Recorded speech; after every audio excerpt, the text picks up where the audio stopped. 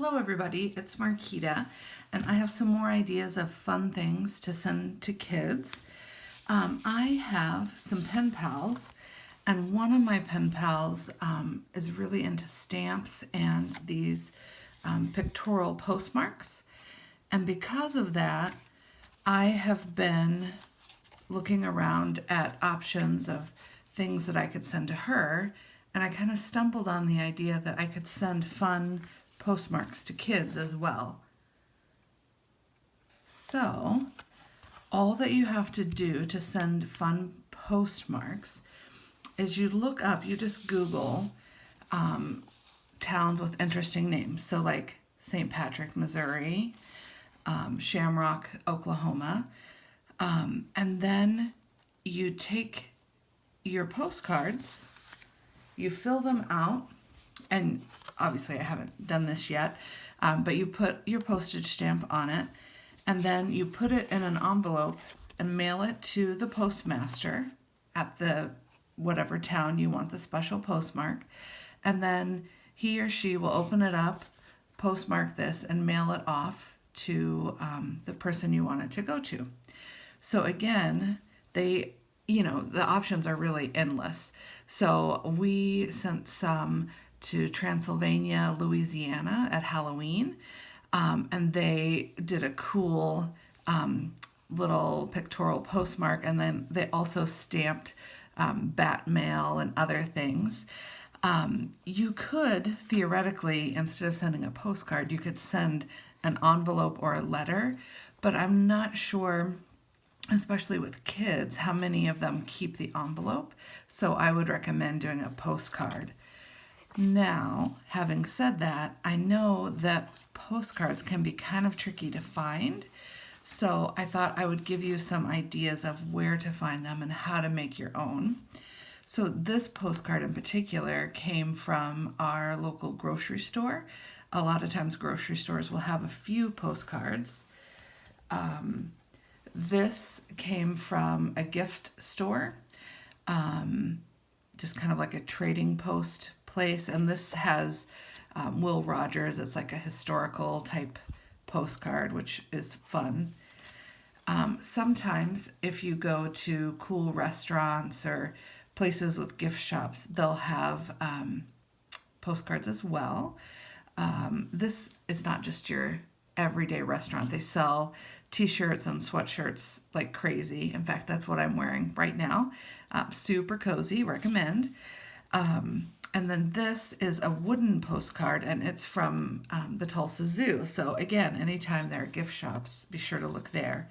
Now, if you do send a wooden postcard, you're going to have to use a full price stamp instead of a postcard stamp because it's thicker, but it'll go through the mail just fine. I've also found postcards at thrift stores. So the pen pal who loves the postmarks and the stamps actually also loves Winnie the Pooh. So I picked these up, and you can tell that they're old, but she won't mind that at all. She'll think it's cool that she has Winnie the Pooh postcards. Also, you can use postcards that you just find wherever. So my family found these at the church where we grew up. They were just cleaning out a room and found these, and they know that I like crazy things. So they sent these to me. But you might think, oh, that makes no sense. But when I see something like this, I think, oh, it would be fun to tell my nieces and nephews about that time at Vacation Bible School when a woman was supposed to bring cookies for snacks, and she tried to make sugar cookies, and she accidentally reached for the salt instead of the sugar. She must have had them in similar canisters. And of course, the cookies were terrible. But that's the kind of story that I would put on a postcard like this.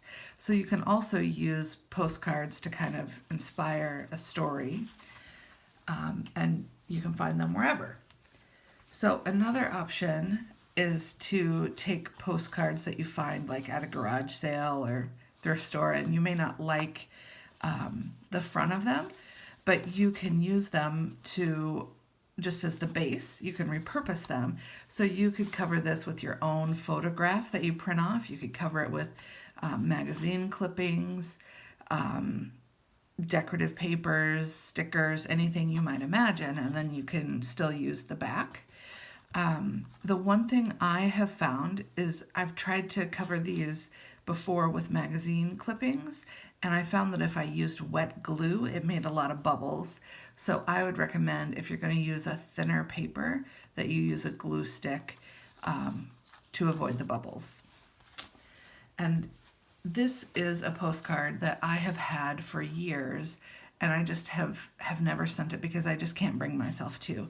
So this is a coloring page that my son colored, and then I just glued it onto a piece of cardstock. Now I happen to have a rubber stamp that says postcard, but you don't need to even write that on there. It's not a big deal. But this has just always been one of my favorites because, I don't know, just didn't he do a cool job? I think it looks really neat. When you are making postcards, remember that they should be at least 3.5 by 5 inches and not more than about 4 by 6 inches. I'll mention that again later in case you didn't catch it.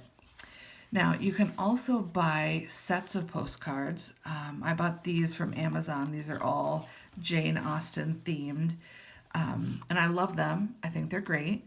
But I send a lot of mail, and I still have all of these left over. So I would just caution you, if you're going to buy a big set, to think about that. This is also a cool set, but again, I've had for years, and I have a lot left. And even the books that sometimes you buy at like at museums and places like that, I've sent a lot of these out, but I still have quite a few left. So far be it from me to tell anyone not to buy stationery, because I love stationery and obviously have a lot of it. But just consider that if you're only going to send out 1 or 2 postcards, then maybe books and sets aren't the way to go. Or maybe you could just use some of mine. So the main thing that I would recommend when it comes to postcards is to repurpose what you already have. So this is, I think, a very cute little note card, and it just so happens that this one would be the perfect size to send as a postcard. So all you would have to do, because remember it has to be at least 3.5 by 5, is just cut it right here down the middle, and then you have a postcard that's ready to send. And now this one is a little bit larger. I think it would be super cute. That's why I saved it. I'm planning to use it next Christmas. So all you would have to do is, obviously you would cut here as well, but you just, cut a little off the edges and you'd still have an adorable postcard. Now, this also works. You can repurpose pizza boxes or candy boxes. So like the ones that you might pay $1 for that look like the movie candy. You'd have to measure them, but you can use all kinds of things like that and send us postcards too. So I hope that that helps you think about postcards, and then also about cool postmarks. It just changes it up a little bit and makes it fun. So I hope you have a great day. Thanks.